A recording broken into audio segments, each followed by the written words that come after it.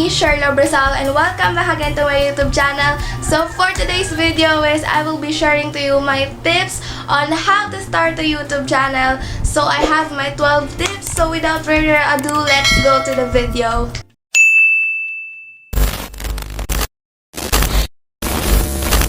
So the tip number 1 is make sure you are ready. You are ready to be a vlogger, you are ready to create your channel, and sobrang ready ka physically, mentally, and emotionally. Because sa journey mo as a YouTuber, madami kang pagdadaanan, including na doon yung mga taong maghihila sa'yo pababa, mga bashers mo sa umpisa, mga magki-cringe sa'yo, madaming opinion sa mga videos mo dahil kakaumpisa mo lang. Number 2 tip is forget about the money. Kung ang mindset mo sa pag-YouTube is para kumita lang at para sumahod, magkaroon ng pera, make sure na hindi iyon yung mindset mo. Ang mindset mo dapat sa pag-YouTube is dapat, ito yung gusto ko, it's my hobby, it's my passion, and dadagdag na lang din yung kita doon. Number 3 tip is think of your contents. Kung ano ba talaga yung gusto mong content sa YouTube channel mo. If you want a content na gaming ka, lifestyle ka, or a beauty guru, or kung gusto mo halo-halo like me. Sa YouTube channel ko, I don't have a specific content. Halo-halo ako. I have my lifestyle, dance covers, life vlogs, and etc.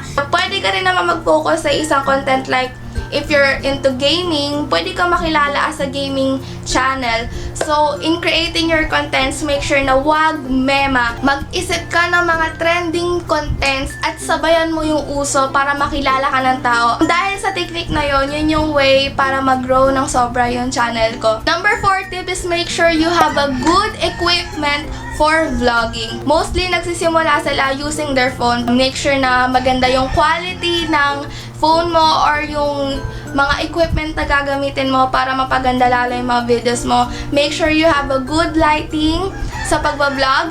Make sure na maganda rin yung background mo. It is presentable to your viewers. Kung hindi magugustuhan ng mga tao yung quality na videos mo, mahihirapan ka talagang makagain ng mga subscribers mo. Number 5 tip is be yourself in front of the camera. Karamihan kasi sa mga vloggers nowadays na mga beginners is they trying to imitate other famous vloggers. So guys, pwedeng ma-inspire sa mga idols natin na mga vloggers, but make sure na hindi nyo naman ipupush yung sarili nyo to be like them. Yung gagayahin nyo na lahat sa kanila, yung estilo nila ng pagsasalita or yung personality nila, that's a no.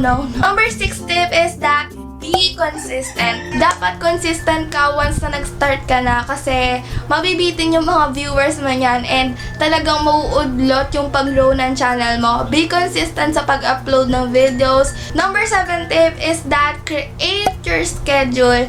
Ito kasi yung pinakamahirap guys, lalo na if you are a student or if you are a busy person and tinatry mong i-balance yung studies and yung vlogging life. Create a schedule like dito, Saturday magpo-film ako and Sunday mag-edit ako and mag-upload. And it helps guys para alam mo kung kailan ka mag-film, kailan mo titingnan yung schedule mo kung saan ka free. Number 8 tip is that create your unique intro. So bakit ko nasabi to? It is a technique na sobrang makakatulong sa'yo as a beginner. Karamihan kasi sa atin ang mga intro is binibase natin sa mga sikat na vloggers like what's up sa inyo mga like si Kong what's up sa inyo mga paa. Think about your unique intro like me. Ang intro ko is Hello my darling people. Yes, it's me, Scherla Brazal. Welcome back again to my YouTube channel.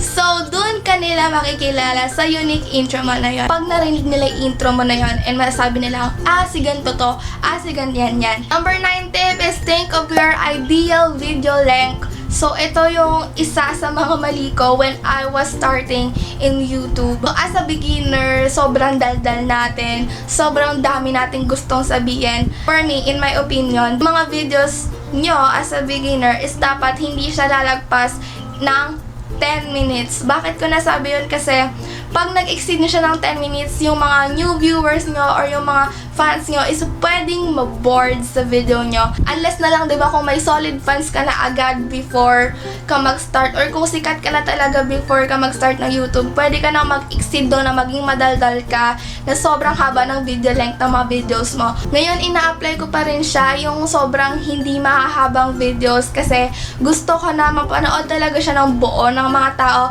na walang fast forward and talagang hindi sila maboboard. Number 10 tip is take time in editing. Editing is important. Ito talaga yung sobrang challenging na part sa pagiging vlogger. Actually, sobrang daling mag-film, sobrang daling magsalita sa camera. But when it comes to editing, sobrang hirap, guys. So, more patience talaga kasi ako, in 6 minutes video, makakatagal ako ng edit doon. 2 to 3 hours. Ganun po talaga ang editing, lalo na kung gusto mo na pino-pino at sobrang daming effects yung ilagay mo sa video mo. And please lang, as a beginner, huwag kang gagamit ng mga editor na merong watermark. Please, in that way, makikita ng mga viewers mo na talagang professional ka sa ginagawa mo and magiging maganda yung quality ng videos mo. Number 11 tip is create eye-catching thumbnails. So, dito papasok yung tinatawag nating clickbait. So, ang clickbait, guys, is parang ipaprank mo yung mga subscribers mo or yung mga viewers sa content mo. Pagawa na ako nito once, meron ako nilagay na word na bakit expired. Kahit konting prank mo na yan sa mga viewers, pwedeng makatulong yon para maging interesado yung isang tao dun sa video mo. Ang paggamit ng clickbait is huwag madalas.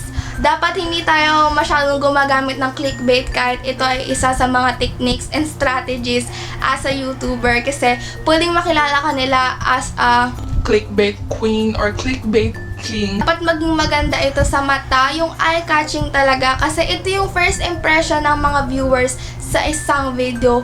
Kung hindi maganda yung thumbnail mo, ate, hindi ka talaga papanoorin. Number 12 is don't be conscious on numbers. Karamihan sa mga beginners ngayon sa YouTube is sobrang conscious nila about sa subscribers nila, about sa viewers nila. So make sure na huwag kayong magiging conscious doon kasi darating din naman yung time na mag-grow yung channel nyo. Hard work talaga yung key doon, best, para mag-grow yung channel mo. Tandaan mo lang lahat palagi ng mga tip ko sa'yo para mag-grow yung channel mo. So, ayun, darlings. Tapos ko na ibigay sa inyo yung mga tips ko. So, thank you guys for watching and see you again on my next one. Goodbye, guys! God bless and I love you all. Mwah. I think what I need is what you make it. Always try to give.